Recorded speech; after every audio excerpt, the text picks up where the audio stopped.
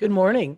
This is Lori Schmidt, the Wolf Curator at the International Wolf Center, and I believe you should be seeing my screen and seeing Gryzor just has his breakfast and visiting the exhibit pack through the pack holding area adjacent fence.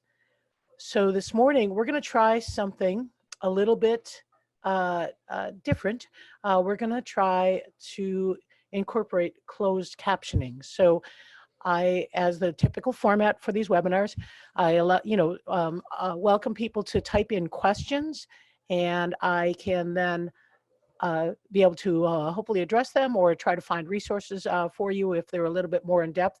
But again, this is a pack update. This is Gryzor, our soon-to-be 16-year-old wolf in the retired area, and then the exhibit pack with Denali and Grayson over there on the left, and Axel coming over, and bolts coming over. So you're seeing morning ritual. Gryzor gets fed.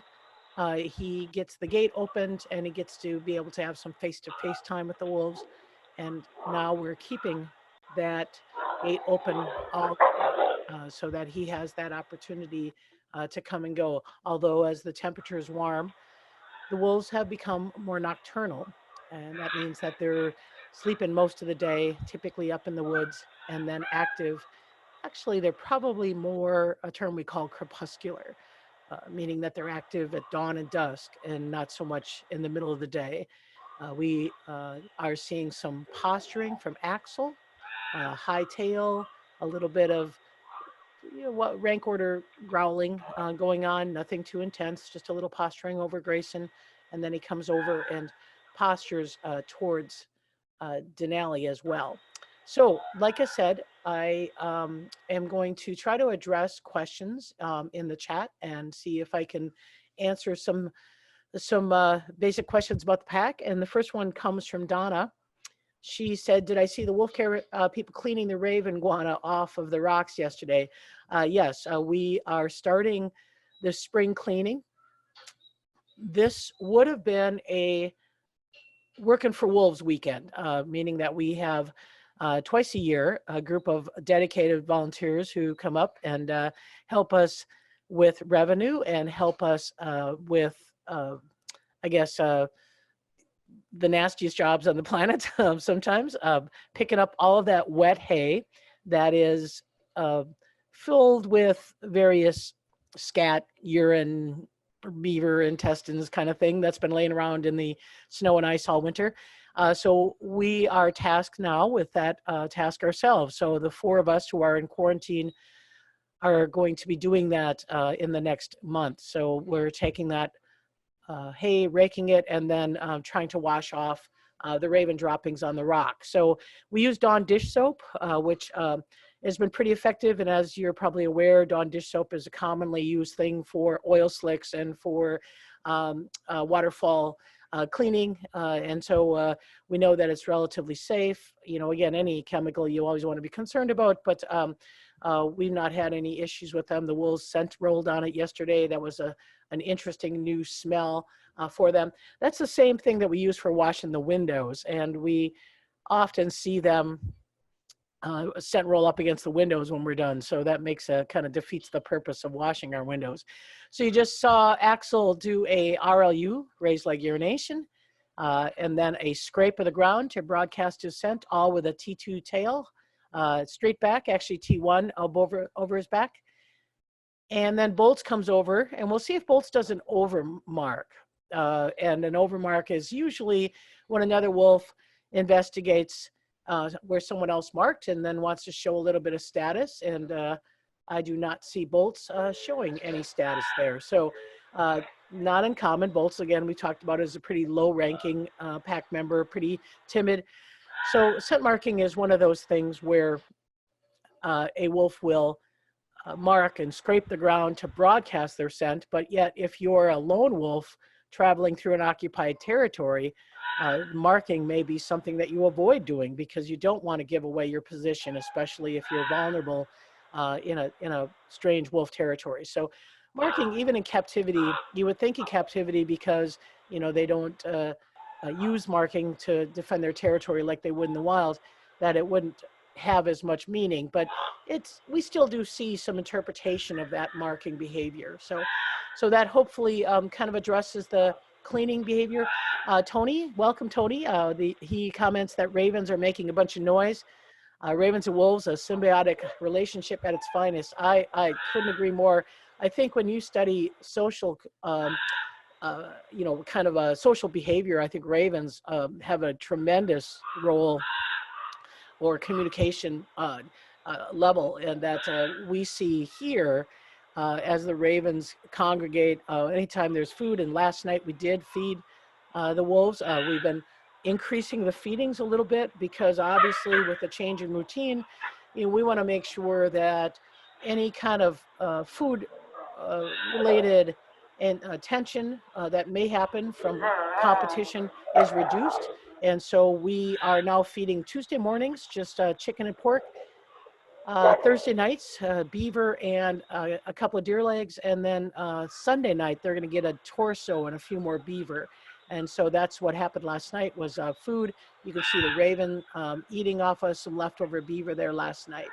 So right now what you're watching is again that T formation again, and that is Axel blocking Grayson from moving, and they're going to keep coming in and out of the medical pen. So the medical pen is something that we have opened. We actually have opened this all winter, and that relates to Betty's question: is how is Boltz's confidence this spring? It's increasing, and you can see obviously Boltz is in the mix and not having any issues. But this winter he had such a struggle that we decided to leave the medical pen open. And we kind of joked about Boltz getting some power from having the medical pen. And what it is a very narrow chute where the wolves walk in. Sometimes we do actually inject with a jab stick in that chute so we can get them drugged if we can't hand inject for some reason. But the chute allows them to walk in, and then it's a wider kennel. It's about, I think 10 feet long, maybe 5 feet wide.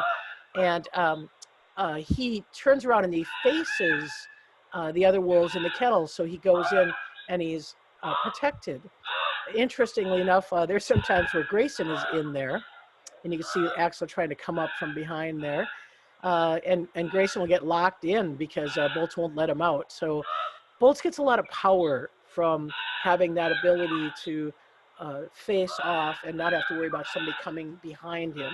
So we work on confidence with Boltz. Can't remember. Maybe it was Wednesday. I had some leftover food from Gryzor, and in the morning I did something that I do on a regular basis, I would say. I tried to hand feed out of one bowl and tried to get multiple wolves to come up and take food from that bowl. And it was kind of interesting because I was able to feed Boltz right next to Axel. And I actually was able to feed Denali and Grayson at the same time. So again, that was a different sign that the hormones are changing, that we might be seeing a little bit of that prolactin stimuli, seasonal hormone that comes this time of the year might be increasing. So we'll kind of watch for it. We have had a couple of cool nights, and that means that we're going to have, again, probably a little bit of tension, but spring is here, and there's no doubt this weekend is supposed to be 50, and we're going to get some rain, and that's going to be improving in a lot of things. It's going to help get rid of some of the snow and ice. It'll help us get some of that hay that's frozen in. And then we're going to get green up, and green up is a whole different kind of stimuli for the wolves. So there's another question. Do you know why Boltz's ability to howl is decreasing? Again, we do not know if there's a lump in his throat. He has not been able to do a high-pitched howl for actually 2 years. The vets, a cursory exam. He's not a wolf that trusts people, so it's very challenging. I have physically been able to touch his throat, and I don't feel anything there. He's able to swallow, he's able to drink, so all the low-throated tones are there. We are waiting for the emergency essential care order to be lifted. Right now, the Ely Vet Clinic is not being able to see any non-emergency cases, and so we're waiting for that to be lifted. We're developing a plan, for, again, medical reasons, trying to figure out who needs what medical procedures. And hopefully we'll have that by mid-May. We don't want to wait too long because as the weather warms, these wolves still have a very thick winter coat. They don't shed their undercoat. Again, they have a two-haired system. They have a guard hair and they have a dense undercoat. They don't shed that undercoat until late May or into June. So if middle of May starts getting 70-degree days, and we've even had 80-degree May days, that is extremely warm. And one thing about chemical immobilization or drugging a wolf is they lose their thermal regulatory ability. So they lose their ability to regulate their heat, and so they can overheat very, very quickly. That's a challenge for us. So we're just waiting for the governor's order, and are in communication with the vet clinic and trying to figure out, what's the best plan. And as I've talked about before, we don't just take bolts out. Obviously, that would be very challenging to get them back in. We need to, when we do a pack mobilization, differing from retirement, where we can do one wolf at a time and kind of separate them, a pack has a mentality where they may think an animal has dispersed and may not let them back into the pack. So we have to be very cautious on how we monitor that. So there's a question, what about having a What's for Dinner webinar? Sure, I can look into that. I believe this summer in my regular webinar series, I do have a couple of webinars this summer that are scheduled during that feeding time. So I'll check the website and let you know which ones those are. We had to change, obviously, some of the names of the webinars because, obviously, pups are here. Webinar, pups are growing, pups are introduced. Webinars just are not going to happen without pups. So we changed a few things, and one of the webinars I'm really looking forward to is to go through the medical history of each wolf. What have been their issues. By then we'll have, I think that's the first one we're going to do in June. We'll have a really better idea by June of what's going on with him. And hopefully get a report on Denali's teeth. That's a question that Charles had, Denali and Gryzor's teeth doing. How would they compare to wild wolf at this stage of lives?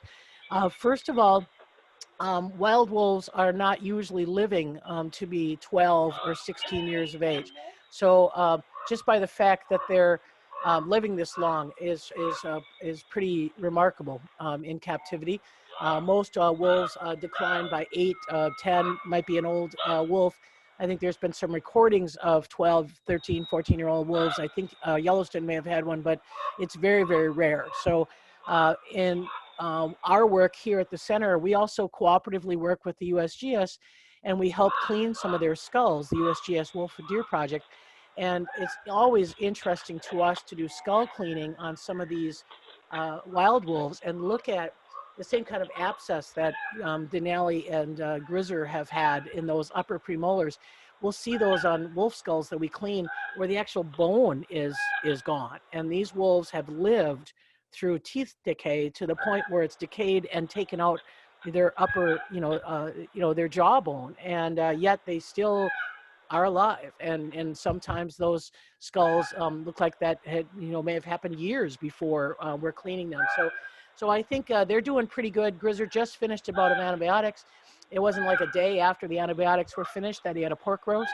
So he's chewing again. He's doing quite well. We'll just kind of keep an eye on it. We had that same issue with Shadow, one of our wolves that was in retirement. He actually had an abscess that had shot through the abscess had shot through the cheek and started draining. And we were able to manage that with antibiotics and never did have to do any kind of mobilizations or any kind of care. And when he was an older animal, we were able to manage it medically or with prescription. So what you're witnessing right now is the morning ritual of meds. Every wolf has a certain meatball, and right now the Arctics, Axel and Grayson, are only on a daily vitamin. And we choose to give a daily vitamin because we're a little bit different than you might find on a zoo. A zoo might give what's called a carnivore log, and that's a pre-manufactured protein, nutrients, everything's in their diet. and they do feed that once a day, or maybe they do more often. I'm not really sure what the diets are in a carnivore log diet, but we choose to feed roadkill deer and beaver, kind of more their natural diet. And there's always that question: are you missing a nutrient by feeding the natural diet? And so what we do is we make sure that we give a daily multivitamin to kind of cover the scope of the vitamins. And then we'll, with a wolf, any wolf that's over 6, we'll introduce them to Cosequin maybe first. Denali is on Dasequin, which is a little bit kind of a higher level of glucosamine. My vet recommends it. But anyways, we also give Durlactin, which is kind of a milk protein for joint supplements. So those are all things that are given to Bolts and Denali. So their meds take a little bit longer. Bolts is a very temperamental eater. You have to be, again, very cautious, very slow.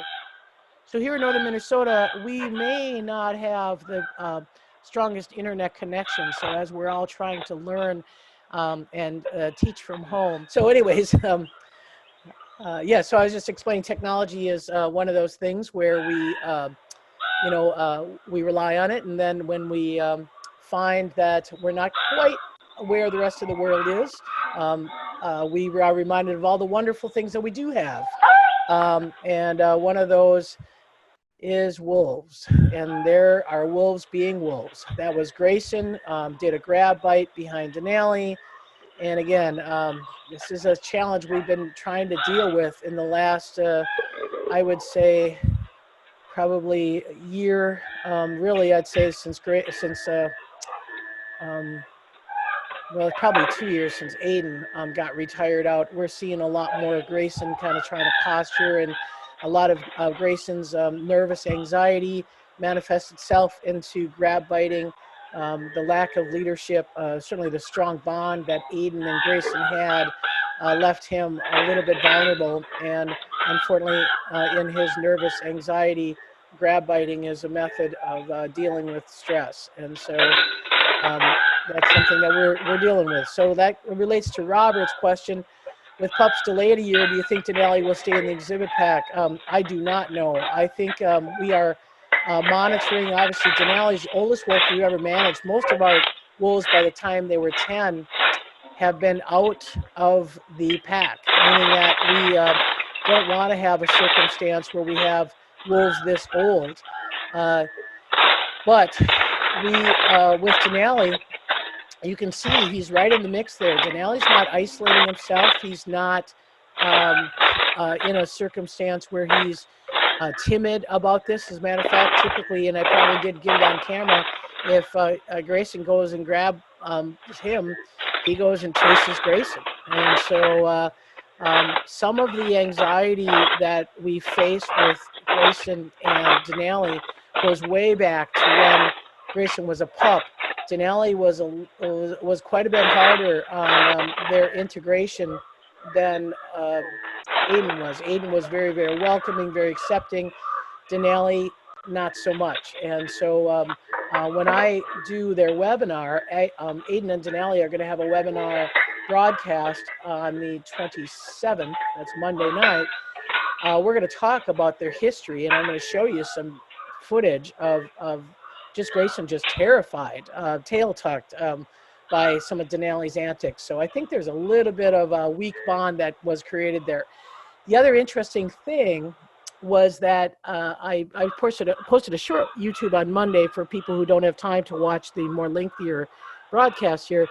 And it was interesting watching in that video clip. I looked at some surveillance camera, and Bolts was laying on top of the den. Grayson comes up, and Bolts has no concern about Grayson.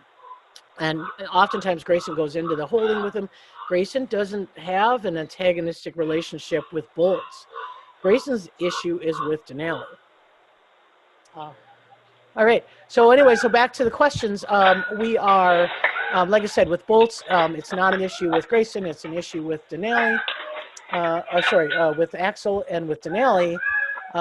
It's not an issue with Axel. It's an issue with Grayson. So it's interesting in that the reality is this dynamics of these four, and again, this is not just our pack. I just read about siblings, brothers who had some issues in a couple of other facilities, who caused some pretty significant wounding with each other. So it isn't just non-related animals. Again, we always worry about that because we're introducing pups at a young age. We want to work on the bond, but it can happen within sibling groups as well. But wolves are clearly animals driven by rank order dynamics and how that is communicated.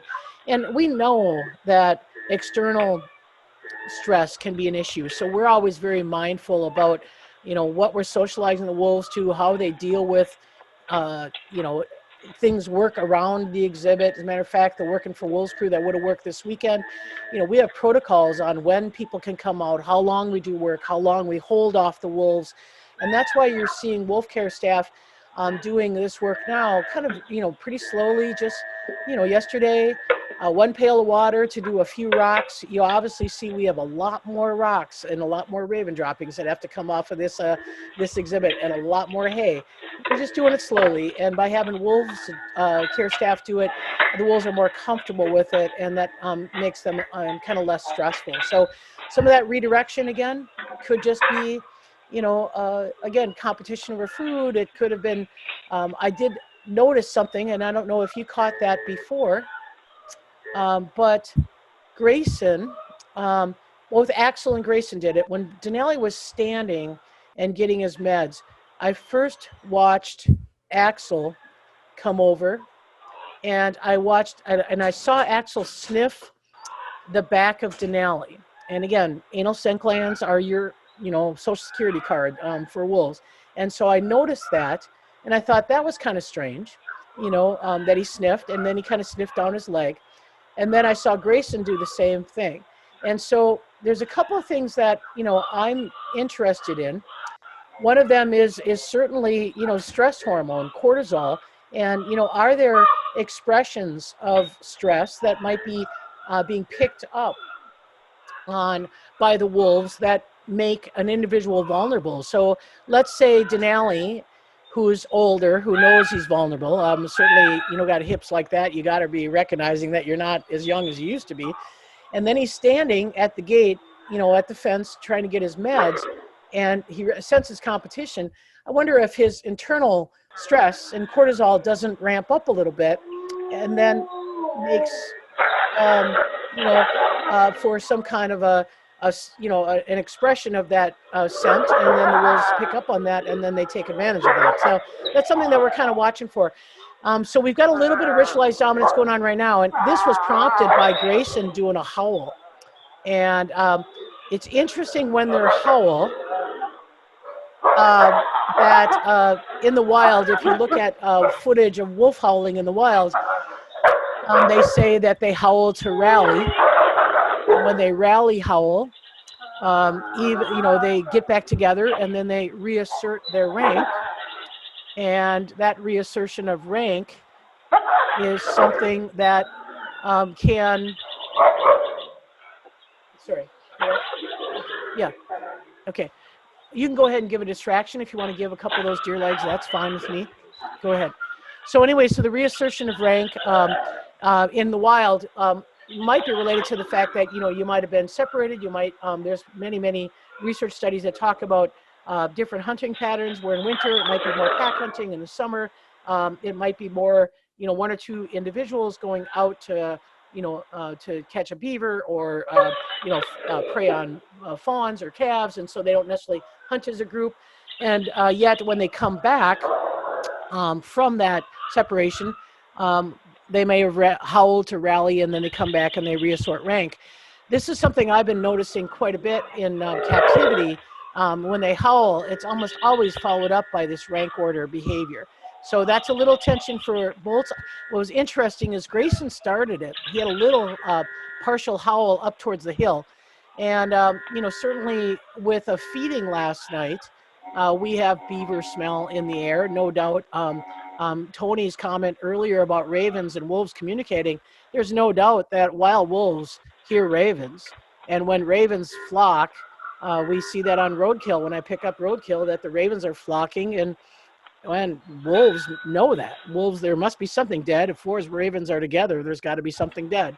So, it could very well have been a little tension created by, a stray canid in the neighborhood. So here's answering the question that I would ask. Do you give them any kind of enrichment during the seasons, like hiding treats frozen in ice? Yes, we do. We have beaver tail popsicles. We have dog hair frozen in ice cubes, something unique. It doesn't always want to be food based.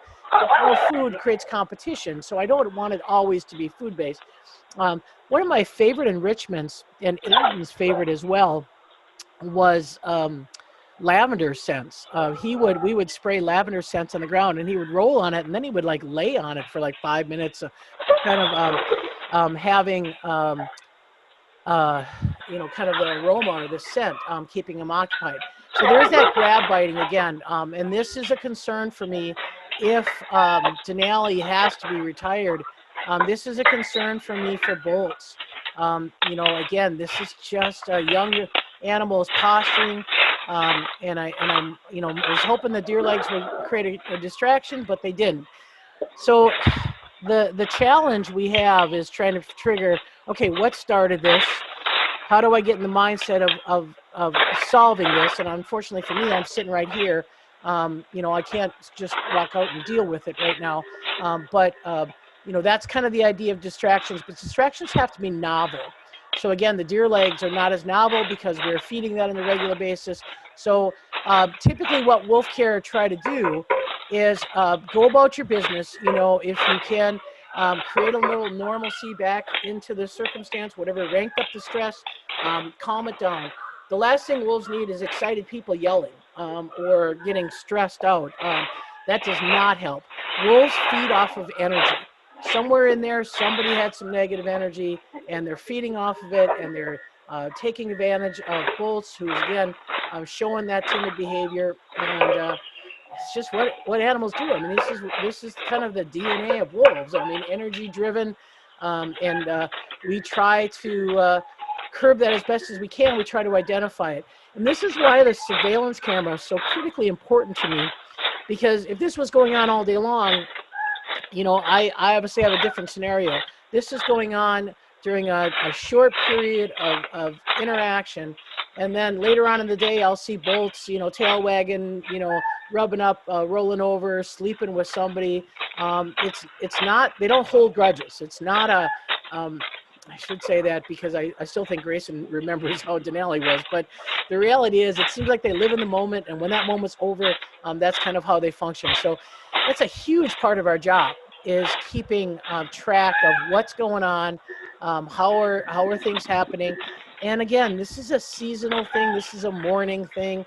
And Denali's got a deer leg, and that's creating an interest from Grayson. But the other good thing about the wolf behavior is if you have a leg and you possess a leg, wolves have some social rights that say, you know what, no matter if I'm bottom of the rank order, if I can tug at a deer leg and pull it off and it's mine, then you have the obligation to stay away. Now, there's Axel violating that rank order, because that's what Axel does.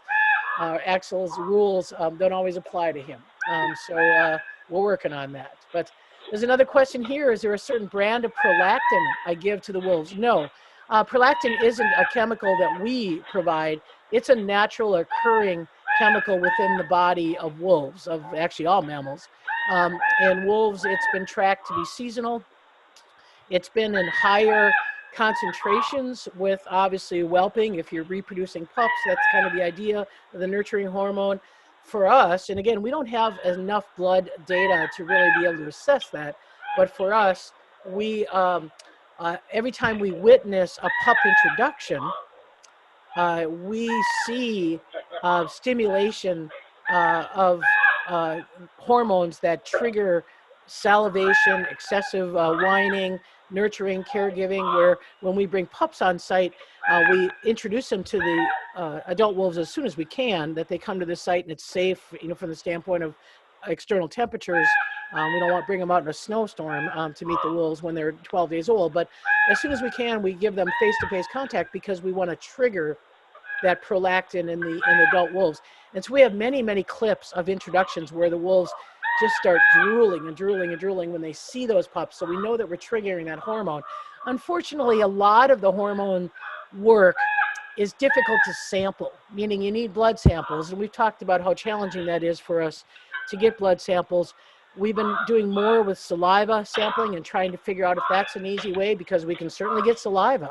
As a matter of fact, with Luna, many times when we were sampling her towards the end of her life, when we were looking at stress cortisol, you would hold up a meatball and not let her have it, and her salivary glands would just drip, and so we could just collect that sample.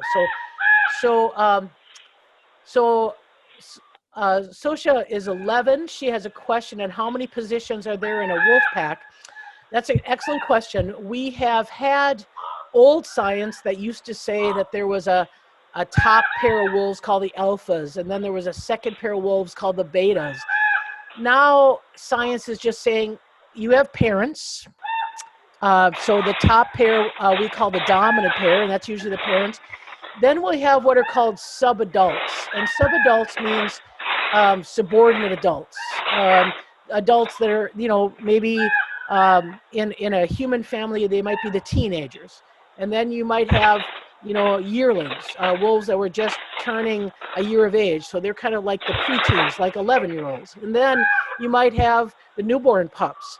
And so if we look at that tier structure, you have parents, then you have adults who just haven't left their family, meaning I'm old enough to move on and disperse and find a mate and start my own territory, but maybe I'm like Bolts and I just don't have the confidence to do that. So I'm just going to bide my time. I'm going to hang out with my parents because they're safe and I like them, and they're nice to me, and we've got food and I can live here. And so the tiers, I think a lot depend upon the personality of the wolf or the behavior of the wolf. It might also depend upon if there's not enough food, maybe those adults need to go on and find a mate and find their own territory and their own food resources. What I do see about wolf packs, it seems to be pretty universal, is that the pups are the future of the pack, and it seems like everybody in the pack helps care for those pups. So that's, to me, what I consider to be kind of the different positions. So I think it depends upon, and like in Yellowstone, when Yellowstone first had pups introduced, there were packs that had 3 or 4 litters, meaning, breeding females. They had several different litters within a pack because they had a lot of food. Here in Minnesota, we don't see that as much.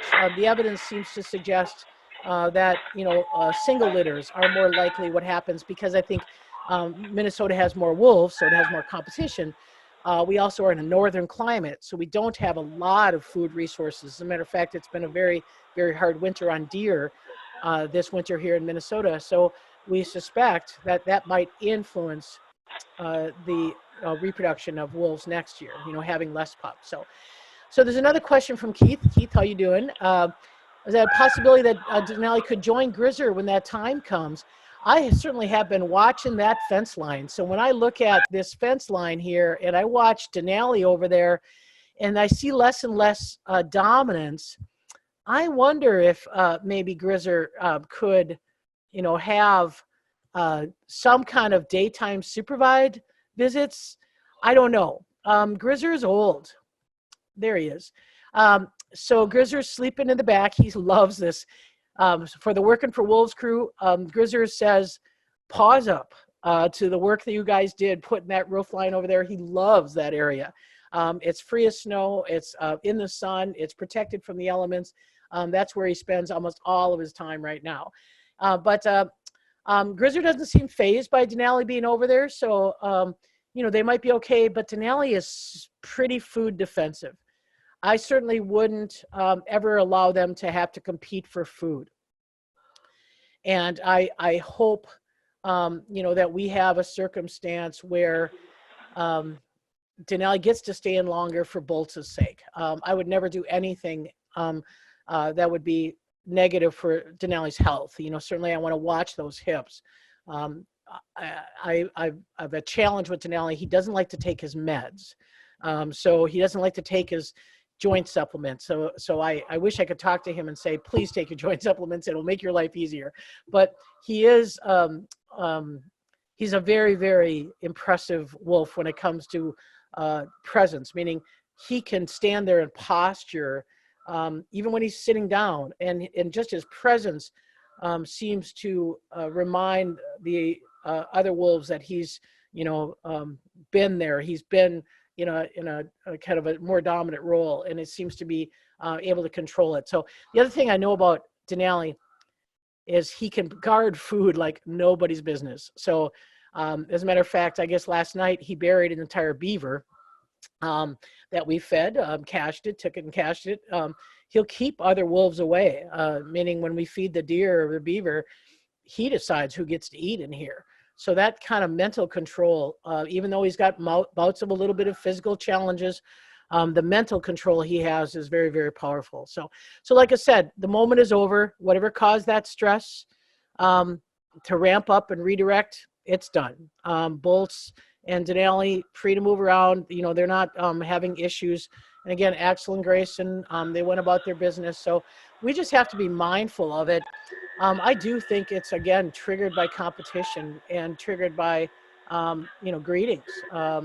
We only have 2 wolf care staffing right now because we only have 4 people covering wolf care. So that means we don't have as many people to spread out and give every wolf attention. And they're social carnivores. They like to have that attention. So that's Grayson there getting some good quality care.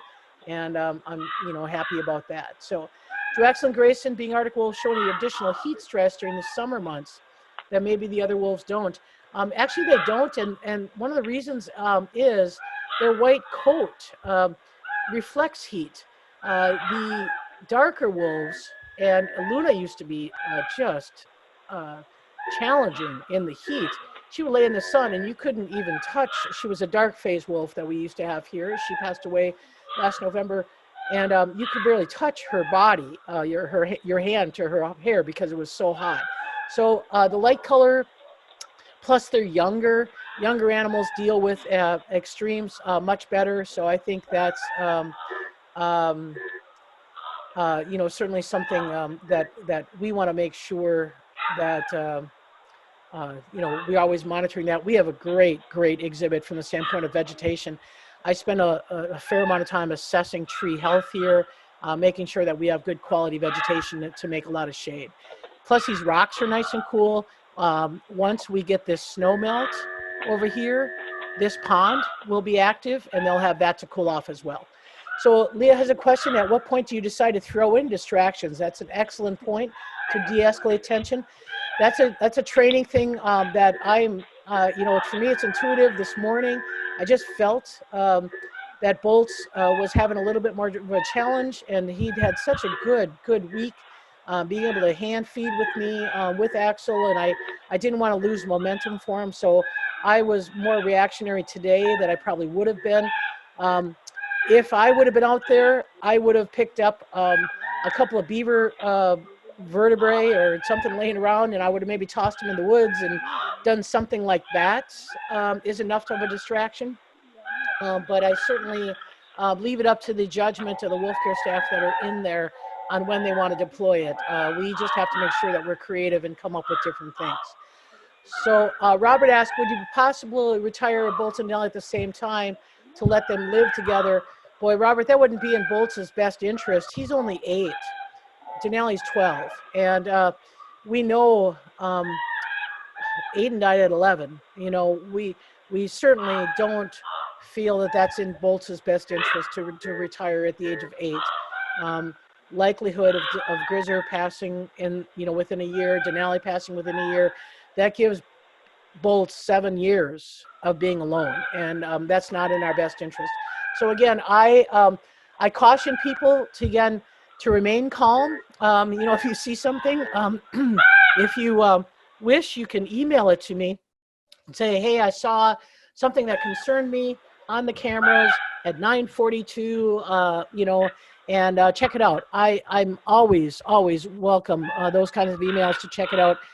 And I also know from previous experience, and again, if you want to watch some of our webinars later on, June webinar that I'm now rescheduled instead of welcoming the pups is going to be featuring our previous medical issues. We've had some horrific dominance displays that we were able to manage. Again, wolves are sometimes not very nice to each other. That's kind of the nature of the business. And I'm sure some people who've had dogs to be able to manage dogs. You've seen some dog issues, some conflict, and we work on really hard trying to circumvent that, trying to preemptively identify that kind of level of tension so that we can manage it. So a couple of other questions, and I need to be mindful. I have another, the center has another broadcast here at 10 o'clock, so I want to make sure I wrap things up. So Deb asked, what's the reason for getting wolf pups from an external source versus having pups bred within the pack? And let me just kind of go through our history. Again, we started with wolves here in 1989. If wolves have, especially wolves who have good nutrition and vitamins, parasite control, if wolves have, let's say 6 pups on average every year, if we were to breed every year, that would be a tremendous number of wolves in captivity. One thing to remember is wolves born in captivity stay in captivity unless they're part of a specialized release program like the red wolves or the Mexican wolves. There's no release program for Arctic wolves. There's no release program for Minnesota wolves. Obviously, the Northwestern population is dealing with hunts in Idaho, Montana. The wolf is not protected from that standpoint of being released candidate. So captive breeding, I think, is a question that is the need there to have captive breeding. And so early on we felt no, we didn't need to reproduce all these wolves. And then a lot of people say, well, couldn't you just give birth control, and then when you wanted to breed, let them breed? When I started in '89, the birth control had as high of uterine cancer rates as 25%. That was 1986 when I started with wolves, 89 here at the center. And we decided that it was much safer, much healthier for the animals to do spay and neutering. Now, that's what everybody is. So if we were to say, now that birth control has gotten better understood in canids, could we do birth control now? Well, not with spay and neuter animals. I wouldn't mix them. So for us, we're still of this mindset. And again, 2 pups every 4 years is about what we can handle. And certainly I want to make sure that, the animals we raised are cared for their entire lives and not, they're not disposable animals to me. That's what's important to know. So a couple of questions. Will there be a celebration for Gryzor's birthday? Yes, we have a webinar on Gryzor's birthday. We have a webinar on Aiden and Denali's birthday on the 27th of April. We have a webinar on Grayson's birthday, Grayson and Axel, on May 2nd. And then we wrap up the birthday series on May 5th with Gryzor. So those are our webinars. You can find those on our website. So this is Grayson, and this tells me that we might have triggered some nurturing hormone. So again, this is why it's important. Don't, judge animals good or bad. Wolf behavior just is. It's not good behavior. It's not bad behavior. It just is behavior. And so, yeah, Grayson did a few grab bites on Denali. It doesn't make him a bad wolf. It just makes that circumstance where he expressed his intention as how they do. They communicate. They got 4 teeth. Might as well use them. So I think it's important to recognize that. And so I'm going to kind of wrap up with a few questions. Does Denali ever kill ravens? We've seen ravens peck at his tail while he's eating. Yeah, Denali, I don't know that Denali, it's hard to say. We've picked dead ravens out of here. I'd say the faster wolves probably kill ravens more than the old timers. But I do find it challenging to watch when those ravens are making their nest out of Denali's hair. First of all, they need a permit. Second of all, that's a little bit of a dignity issue, but Denali doesn't seem to care. As long as they aren't pecking the front end of his beaver or his deer, he's wearing them to share. So that's fine with me. So Lily asked, do you have articles or anything of that sort that you could share? Yes, I do have a lot of articles. One thing about me is I read a lot. So Lily, why don't I have you email me at curator@wolf.org, and I will send you what I have. I can send you my entire ethology class. Those of you who are on here who have taken my ethology class can verify that I do make students read a lot. So I'd be happy to share that. Kelly's doing a demonstration here of some body work. We learned this when Luna was retired in 2016. Just we call it pulling up their pants, just kind of rubbing the back ligaments and tendons and making them kind of just feel a little bit more relaxed. It allows us to get our hands in the places where bite wounds might occur. So Axel loves body work. He is one of those wolves who will present for it. So even the distractions may not have to be food related. You know, again, we can get sorry, I'm trying to talk and move a camera at the same time. I'm not very multitasking there. Okay, so anyway, so we can get a very good distraction just merely by handling. But here's what we want to do, is we want to get an assessment of every wolf every day. Is there any kind of lumps? Are there any kind of growths? Are there anything going on that's making them, you know, vulnerable, that's making them target? You know, is there a reason why somebody finds them weak? You know, is there something going on? So that's what socialized handling does for us. So you can see, again, pretty relaxed. Certainly everybody's getting attention. You know, we're having a really good check this morning. So that's really, really encouraging to me. So Walter's wondering if measuring cortisol in the hair as a marker for long-term exposure is a possibility. Yeah, we'll certainly look into that. Well, again, we have a lab who I've not had a lot of contact with them in the over the winter, but a lab that started working with us with Aiden and Luna, trying to assess stress. And there's a lot of metabolic markers, far more science than I know. I'm old school. I usually just look at behaviors, but I look forward to working with specialists who understand that and can give me some advice. So with that, last question, I think, is from Betty. If you think the wolves are aware that wolf care staff is now only, there are 4 of you and they're not seeing the other regular wolf care staff that could be normally sharing their care. I like to think so. I think they're all missing same people I'm missing. You know, the wolf care staff brings with it diversity, brings with it different skill sets, brings with it different energy. And the other thing you got to recognize, and we have to be very, very mindful, is, you know, we're tired. I mean, there's no doubt anybody who's, you know, doing what normally would take 12 of us to do, you know, it's a drain mentally, it's a drain physically.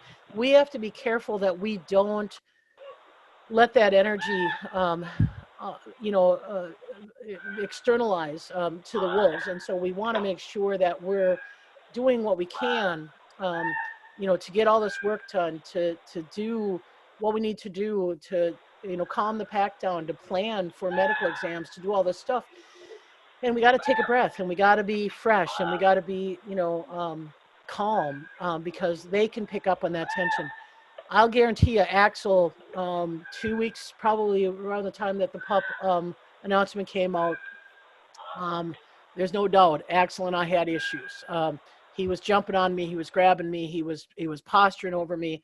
He was telling I was weak and I was stressed. And so I have to make sure, you know, we always say, hang your emotions at the gate, because you don't need that in the pen. So I would welcome the wolf care staff to come back, but I also want to make sure that, you know, that we do what's safe for everybody.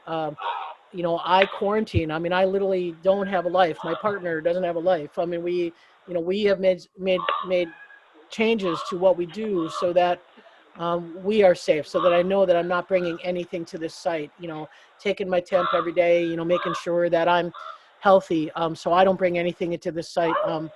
For the rest of the staff. We certainly don't want an issue where we don't have anybody to care for these wolves. And that's why we chose to do what we did. So yeah, Betty, I think that they, I know they miss, you know, it'd be nice to see a little diversity here. But the good thing is they, you know, we're not their only social companions. I want to make that clear.